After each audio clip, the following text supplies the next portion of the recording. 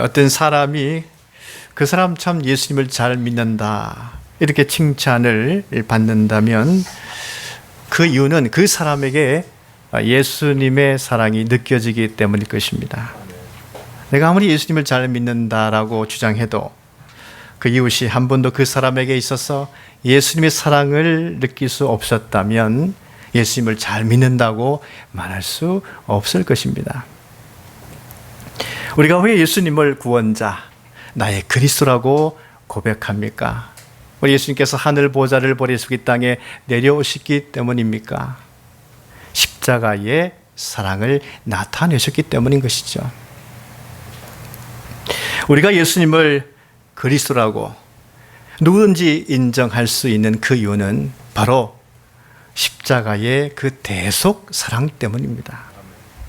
그러므로 우리가 예수님을 잘 믿는 사람이라는 말을 들으려면 이해와 용납, 용서하는 그 예수님의 사랑을 닮아야 하는 것입니다. 우리가 신약 성경에 나타나 있는 많은 인물들 중에 예수님을 닮은 사람들 참 많이 찾아볼 수 있는데 어떤 사람은 사도 요한이 아니겠는가, 또 어떤 사람은 바울이 아니겠는가 그렇게 말할 것입니다. 그런데 저는 바울을 더 첫 번째 손가락에 꼽고 싶습니다. 그 이유는 이 사도 요한은요, 예수님의 공생애 가운데 직접 제자로 부름을 받은 사람이죠. 그래서 예수님의 품에 기대기도 했고 또 예수님의 사랑을 받은 제자로서 그는 살아갔었습니다. 또한 사도 요한은요, 예수님의 제자로 부름받기 이전에 먼저 세례 요한의 제자였어요. 그 세례 요한이 이 사도 요한을 예수님께 보내었습니다. 말하자면 수평 이동하게 된 것이죠. 그러나 바울은 예수님을 언제 만났습니까? 공생의 기간 동안에는 이 사도 바울은 예수님을 만나지 못했어요. 그가 예수님을 만난 곳은 어디입니까? 그리스도인들을 박해하기 위해서 그 다메섹으로 가는 그 노정 중에 부활하신 예수님을 극적으로 만났습니다. 그래서 그의 인생이 급회전할 수 있었던 것이죠. 다른 제자들에 비해서 주님의 은혜와 사랑이 크게 경험되는 그런 바울이었습니다. 아주 높은 곳에서 폭포수가 떨어지듯이 그 주님의 사랑이 강력하게 바울에게 임하게 된 것입니다. 그래서 바울은요, 한번 놀래는 소리 내지 못하고 그냥 주님께 굴복할 수밖에 없었고 사로잡히는 인생이 될 수밖에 없었습니다. 그는 그 주님의 강력한 사랑 앞에 잡혔을 때에 처음에는 암흑천지처럼 느껴졌습니다. 엄청난 영적인 그 사랑의 위력 앞에 그 영적인 경험을 했기 때문인 것이죠.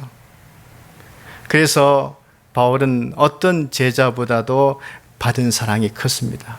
바울은 그렇게 고백합니다. 나의 나된 것은 하나님의 은혜이다. 이건 바울만이 고백했던 것이죠. 그만큼 바울은 주님의 사랑이 컸다는 고백인 것입니다. 바울은요, 예수님을 믿기 전에 자신에 대해서 어떻게 말하고 있습니까? 나는 비방자요, 박해자요, 폭행자였다. 그러나 죄인 중에 괴수였던 나를 우리 예수님께서 사랑하시어 나를 구원하시러 이 세상에 오셨고 나를 위해서 십자가 지셨다 하는 그런 고백을 바울이 하고 있는 것이죠. 죄인 중에 괴수라고 고백한 사람도 바울 외에는 없습니다. 어떤 제자도 없습니다. 그만큼 바울은 주님의 사랑이 컸다는 것이죠. 그러므로 이 바울은요, 주님을 위해서 자신의 모든 삶을 배설물로 여길 만큼 주를 사랑했습니다. 고린도서 11장 보면 그래서 내가 그리스도를 본받는 자 된 것 같이 너희는 나를 본받는 자가 되라고 부탁했죠. 바울은 말합니다. 하나님이 주신 많은 은사가 있는데 거기에는 지혜의 은사가 있고 지식의 은사가 있고 그리고 믿음의 은사가 있고 예언의 은사가 있고 영분별의 은사가 있고 방언의 은사가 있고 통역, 병 고치는 은사가 많이 있는데 바로 이 많은 은사 가운데 가장 큰 은사인 사랑의 은사를 사모하라고 했습니다. 우리 사람들은요, 말을 할 때도 천사와 같이 아름다운 말을 하고 싶어 합니다. 요즘 어떻게 하면 사람들에게 매력 있는 말을 할 수 있을까? 관심을 갖는 말을 할 수 있을까? 관심도 많이 갖죠. 이렇게 천사와 같이 아름다운 말을 하고 싶어 합니다. 또 예언의 능력을 갖고 싶어 하기도 합니다. 아니면 산을 옮길 만한 그 믿음을 갖고 싶어 합니다. 그런데 아름다운 말도, 그리고 예언의 능력도, 큰 믿음도 사랑이 없으면 아무것도 아니라고 말씀하고 있는 것이죠. 믿음이 얼마나 중요합니까? 그런데 그 중요한 믿음도요, 사랑이 없으면 아무것도 아닙니다. 아무것도 아니라 이 말씀은요, 존재하지도 않는다, 그런 뜻입니다. 내가 그렇게 많은 지식을 갖고 지식으로 봉사하고 또 병도 고치고 믿음으로 열심히 일했는데 사랑으로 하지 아니하는 모든 것은 결국 소멸되고 만다는 것입니다. 사람들이 기억하지도 아니한다는 거예요. 얼마나 안타까운 일이겠습니까? 나의 믿음이, 이 세상에 존재하는 믿음이, 살아있는 믿음이 되려면 사랑이 함께 해야 한다고 말씀하고 있는 것이죠. 산을 옮기는 그 믿음도요, 사랑을 담아서, 이웃의 사랑을 담아서 한 것이라면 그 믿음은 현재뿐만 아니라 오고 오는 많은 후대의 사람들에게 있어서도 그 믿음이 기억되어지고 존재한다, 그런 말씀입니다. 우리가 아브라함의 믿음을 기억합니다. 모세의 믿음을 기억합니다. 왜 기억합니까? 그들의 모든 믿음은 바로 온 천하 만민을 위해서, 이웃을 위해서 그렇게 섬기는 사랑의 믿음이었기 때문인 것이죠. 그래서 모든 일에 반드시 사랑이 있어야 살아있는 믿음이 된다 전하고 있습니다. 우리의 믿음이 다른 사람들에게 유익이 되고 살아서 존재하려면 어떻게 해야 할까요? 첫째, 이 사랑의 빚을 져야 합니다. 어떤 사람은 빚이란 다 싫습니다. 사랑의 빚도 싫습니다. 부담됩니다. 이렇게 말하는 사람이 있어요. 그런데 하나님께서 말씀하시죠. 그래, 다른 빚은 다 지지 않더라도 사랑의 빚은 지라고 말씀하고 있습니다. 8절 말씀 보겠습니다. 피차 사랑의 빚 외에는 아무에게든지 아무 빚도 지지 말라 말씀하고 있습니다. 여러분, 언제 우리는 이 받은 사랑에 대해서 빚을 갚는다는 그런 심정으로 살아갈 수 있습니까? 내가 하나님으로부터 받은 사랑이 너무 크다고 이 사실을 깨닫고 있을 때 우리는 사랑의 빚을 갚는 그런 심정으로 사랑의 삶을 살아갈 수 있습니다. 여러분, 가장 큰 사랑은 무엇입니까? 우리가 받은 가장 큰 사랑은 무엇입니까? 내 존재를 바꿔주신 하나님의 은혜 아니겠습니까? 그래서 내 삶을 바꿔주신 그 하나님의 사랑이 가장 큰 사랑입니다. 왜냐하면 우리는 삶을 바꾸고 싶더라도, 내 존재를 바꾸고 싶더라도 쉽게 바꿔지지 않습니다. 고대 사람들은요, 자신의 삶을 좀 바꿔보고 싶어서 많은 노력들을 했습니다만은 그 중에 그 하나가 뭐냐면 지나친 애착, 집착을 가지지 않도록 그렇게 훈련을 했습니다. 어떤 대상이나 어떤 물건에 대해서 지나친 애착, 지나친 집착을 가지게 되면 시기심이 생기죠.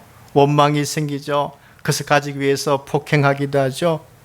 좀 변화되고 싶어 하는 마음에 결단을 하지만 그 어떤 물건과 대상의 집착 때문에 금방 시기심이 생깁니다. 원망함이 생깁니다. 폭행을 행합니다. 삶의 변화라고 하는 것은 좀처럼 이루어지지 않고 어렵게 됩니다. 그래서 이제는 그 집착을 끊어보자, 그 훈련을 해보기도 하지요. 그래서 하는 방법이 초연해보자. 요즘 많은 사람들이요, 난 초연해졌어, 이렇게 말을 하는 사람도 있습니다. 그래서 욕심을 좀 버리고 나니까 행복해지는 것 같아, 그렇게 말을 합니다. 근데 이렇게 초연해졌다라고 하는 이 말 속에는 큰 문제가 있습니다. 어떤 문제겠냐면 이제 더 이상 내가 사랑하지 않겠다, 사랑 때문에 져야만 하는 그 책임과 무거운 짐에 대해서 내가 벗어나고 싶다. 그 사랑의 관계를 맺고 싶지 아니하겠다. 그런 뜻입니다. 서로 사랑함으로 얻을 수 있는 그 기쁨, 그 하나님이 주시는 것이거든요. 삼위일체 하나님이 사랑의 관계로 존재하듯이 하나님 우리에게 관계적 존재로 만드셨고 그 사랑을 베풀고 나눔으로 인해서 얻는 기쁨을 누리도록 하나님께서 하셨는데, 그래서 우리는 사랑을 주고 받고 해야 되는 사람들이죠. 근데 이제 그 사랑을 하지 않겠다 하는 것입니다. 근데 그것이 바로 초인해지겠다는 것에 대한 문제죠. 그러면 어떻게 해야 우리의 삶에 변화가 일어날 수 있겠습니까? 초대 교부 어거스틴은 이 문제를 해결하기 위해서 이런 말을 했습니다. 사랑을 하되 하나님을 더욱 사랑하라. 하나님을 더욱 사랑하라. 이 어거스틴도 하나님을 더욱 사랑하기 전까지는 사람에게 대해서 집착을 가졌던 사람입니다. 특히 친한 친구가 있었어요. 우리도 친구 사랑하는 사람들 있잖아요. 친구라면 그냥 뛰쳐나가서 도와주는 그런 사람이 있을 것입니다. 그도 친구를 참 사랑했습니다. 그런데 애착했던 그 친구가 갑자기 돌연사하는 겁니다. 갑자기 세상을 떠나는 것입니다. 그때 깨달았습니다. 영원히 내 곁에 있을 것 같은 친구에 대해서 내가 너무 집착하고 애착하면서 살았구나. 그 후로는 그는 영원히 내 곁에 계시는 하나님을 더 사랑해야 되겠다. 그렇게 깨달았습니다. 사람들이 이 땅의 물질을 참 좋아합니다. 그런데 사람들은 그 물질을 너무 지나치게 좋아해서 우상 숭배하듯이 섬깁니다. 그래서 그 물질은 집착 때문에 사람들이 또 고통을 당하죠.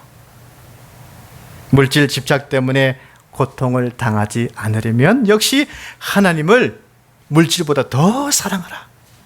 그렇게 어거스틴은 전하고 있습니다.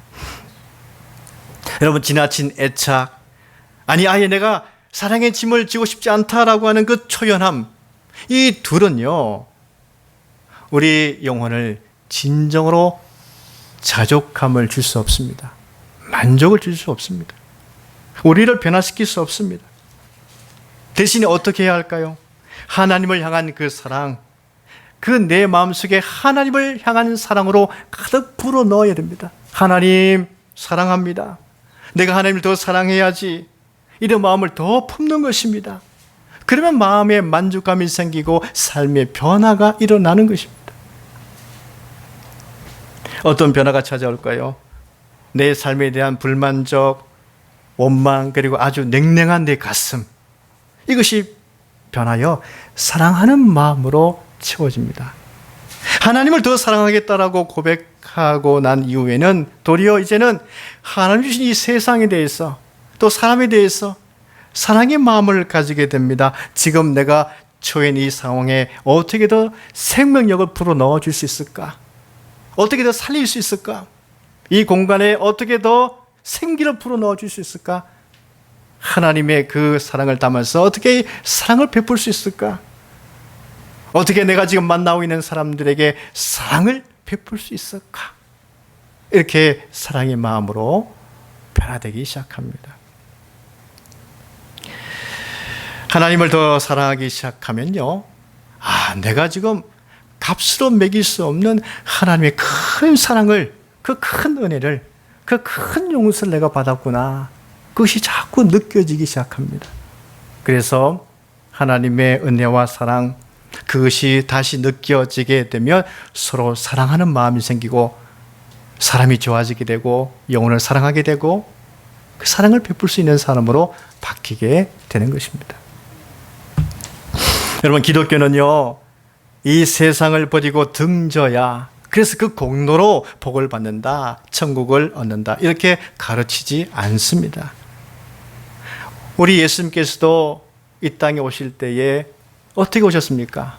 하나님이 세상을 이처럼 사랑하사 독생자를 주셨으니, 하나님이 세상을 이처럼 사랑하사 독생자를 주시기까지 사랑한 세상입니다. 왜? 하나님이 창조한 세상이기 때문에. 그래서 하나님이 이루신 그 은혜를 받아들이고 하나님과 화목하게 되면요, 하나님이 창조하신 이 세상의 삶에 대해서 더욱 내가 그 사랑을 실천하면서 거룩한 이 장소로 만들며 살아야 되겠다, 이렇게 마음이 바뀌는 것입니다. 그래서 사람의 영혼을 사랑하게 되죠. 직접 만나지 못하더라도 마음으로 중보기도 하게 되고 그를 축복하게 되고, 하나님 이 지역과 이 땅을 축복하옵소서, 긍휼히 여겨 주옵소서, 저 영혼을 살려 주옵소서, 저들도 하나님을 알 수 있도록 해 주십시오. 이 영혼에 대한 사랑의 마음이 자꾸 생기는 것입니다. 하나님의 사랑을 전하며 실천할 수 있게 되는 것이죠. 여러분, 그래서 하나님이 왜 그런 마음을 우리에게 주실까요? 우리가 이 땅에 살아가면서 풍성한 은혜의 삶을 살라고, 풍성한 사랑의 삶을 살라고 하나님께서 그 사랑의 마음을 우리 가운데 주시는 것입니다. 여러분, 이 세상에서 풍성한 사랑의 삶은요, 장차 우리가 하나님 나라 가서 얻게 될 영원한 유산, 그 영원한 유산의 예고편입니다. 그러니까 영원한 유산을 받을 것에 대해서 거기만 관점을 갖지 마시고 이 땅에서부터 먼저 하나님의 사랑을 실천해서 그 사랑의 풍성함을 내가 누려야 되겠다. 이 예고편도 우리가 잘 누려야 됩니다. 할렐루야. 여기서부터 우리가 하나님의 은혜와 사랑을 많이 경험해야 됩니다. 기독교인들을 만나보게 되면요, 믿지 아니하는 사람과 다른 점을 발견할 수 있습니다. 기독교인들은요, 섬기려 합니다. 먼저 온 사람이 나중에 들어온 사람을 섬깁니다. 손대접을 잘하지요. 그래서 기독교 공동체의 어떤 모임에 가보게 되면 나보다 먼저 회원된 사람이 뒤늦게 들어온 사람에게 섬깁니다. 뭘 이것저것 막 갖다 주면서 뭐 도움을 주려고 노력하죠. 어떤 사람이 먼저 나를 도우려고 하잖아요. 그 사람은 틀림없이 기독교인입니다. 왜? 그렇게 하나님께서 사랑을 불어넣어 주시고 그것이 예수님의 가르침이기 때문입니다. 기독교에서는 세상처럼 내가 먼저 왔기 때문에 내가 그냥 대접받으려고 하는 사람들이 아닙니다. 그래서 늦게 온 사람에게, 나중에 온 사람에게 신분을 시키고 일시키고, 그게 기독교가 아닙니다. 기독교는 먼저 온 사람이 뒤늦게 온 사람을 더 섬기는 것이 바로 기독교 공동체예요.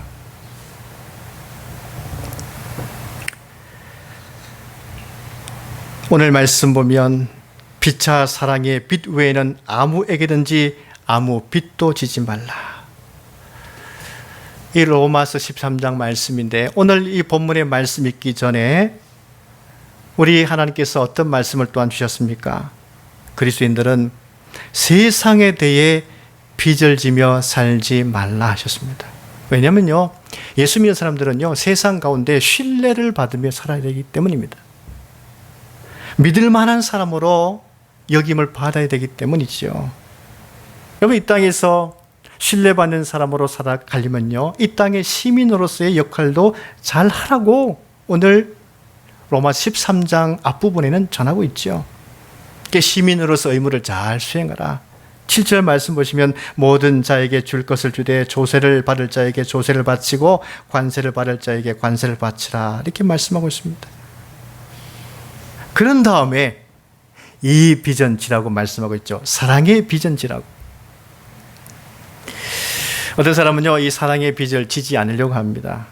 내가 사랑의 빚을 지면 내가 또 그 사람에게 이 사랑의 빚을 갚아야 하기 때문에 너무 힘들다는 거예요. 부담스럽다는 것이죠.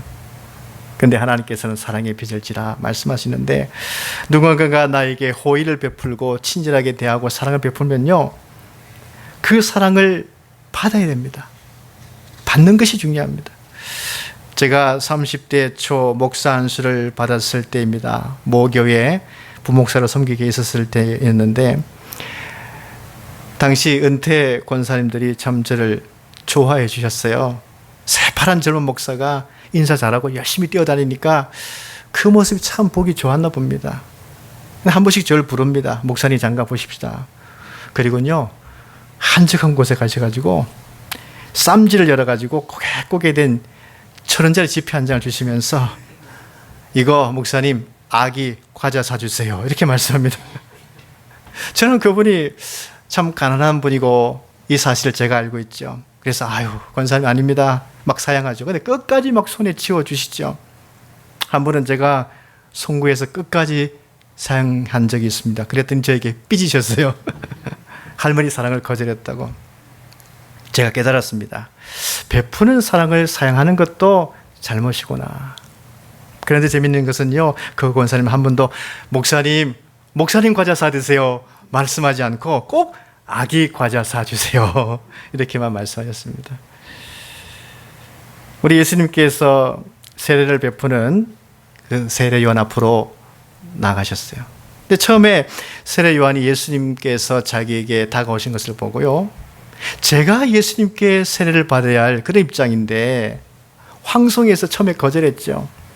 근데 분명히 예수님은 세례를 받기 위해서 그 자리에 오셨습니다.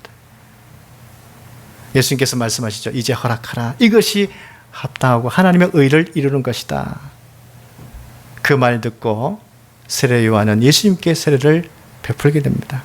만약에 세례 요한이 끝까지 송구하다고 거절했다면 하나님의 의를 이룰 수 없는 것이죠. 받는 사랑도 중요합니다. 우리가 사실 경건하지 못한 죄인이었을 때에 하나님께서 십자가의 은혜와 사랑으로 구원을 베푸셨습니다. 그런데 만약 나 같은 죄인은 마땅히 죽어야 쌉니다. 도무지 그 사랑을 받을 수 없습니다. 제가 송구해서 어떻게 그 하나님의 거룩한 사랑, 그 희생 사랑을 내가 받을 수 있겠습니까? 그 지고한 사랑은 제가 받을 수 없습니다. 이렇게 했다면 하나님께서 역시 겸손하다 그러면서 더 큰 은혜 내려주시겠습니까? 아닙니다. 끝까지 송구하다고 거절을 하게 되면요, 구원받지 못하게 되는 거예요. 유대인이 그와 같지 않겠습니까? 그들은 하나님의 사랑을 받지 않겠다고 하는 것이죠. 대신에 자신의 힘으로 구원을 이루겠다고 하는 사람들 아니겠습니까? 비약해 본다면 사랑의 빚을 지고 싶지 않다는 것이겠죠. 그러면 결코 의를 이룰 수 없습니다. 우리가 누군가가 나에게 사랑을 베푼다면 그 사랑을 잘 받아들이는 것도 바로 사랑하는 방법인 것입니다. 우리 교회는 빚자간의 사랑을 베풀고 감사함으로 받으면서 사랑이 넘치는 교회가 될 수 있기를 축복합니다. 이 둘째 사랑은요, 율법을 이루고 율법의 완성을 이루기 때문에 우리는 사랑해야 됩니다. 여러분, 세상은 사랑을 속입니다. 사랑을 말할 때에 황홀경이다, 감정이다 이렇게 말하죠. 전혀 틀린 것은 아닙니다만은 그 감정이 사랑의 전부가 아니죠. 하나님께서 뭐라고 말씀하십니까? 피차 사랑하려면 감정을 따라가라고 말씀하지 않고요, 오직 율법을 따라가라고, 이 말씀을 따라가라고 말씀하셨습니다. 그래서 고린도전서 13장 말씀 보면 사랑은 불의를 기뻐하지 아니하며 진리와 함께 기뻐한다. 이 진리란 하나님의 법이거든요. 하나님 말씀이거든요. 그 진정한 사랑은 감정이 아니라 그 규범 속에서, 그 법 안에서 하는 사랑을 사랑이라고 하나님이 말씀하고 있습니다. 그래서 이웃을 사랑하는 이 법 안에서 하는 사랑이야말로 율법의 완성을 이루는 사랑이라 이렇게 전하고 있습니다. 8절 하반절 보십시오. 남을 사랑하는 자는 율법을 다 이루었느니라. 그리고 십계명을 말씀하시죠. 간음하지 말라, 살인하지 말라, 도둑질하지 말라, 탐내지 말라. 근데 이 모든 법은 어디 안에 들어있습니까? 내 이웃을 내 자신과 같이 사랑하라. 이 말씀 안에 다 들어있다고 전하고 있습니다. 그럼 이 말씀은요, 레위기 성결 법전 안에 있죠. 무엇이 거룩한 것이냐? 레위기 19장 18절에 그 중에 한 말씀입니다. 내 이웃 사랑을 내 자신과 같이 사랑하는 것이 곧 거룩함을 이루는 것이다. 이렇게 전하고 있는 것이죠. 하나님이 원하시는 사랑을 하려면요, 우리는 자기 감정이나 기분을 따라가지 마시고 이 하나님의 말씀의 법안을 따라갈 수 있기를 바랍니다. 우리가 이웃에게 해를 끼치지 않거나 악을 행하지 않으려면 자기 지혜나 자기 의지는 참 부족하다는 것을 많이 느끼죠. 내 지혜와 내 힘으로 이웃에게 악을 행하지 않고 사랑의 삶을 살려고 하지만 참 불가능하다 하는 것을 많이 깨닫게 됩니다. 그래서 항상 이 하나님 말씀의 법을 생각할 때에 우리는 그 말씀 안에서 정말 이웃에게 악을 행하지 않고 사랑하며 살아가게 되는 것을 보게 되는 것이죠. 여러분 한번 생각해 보십시다.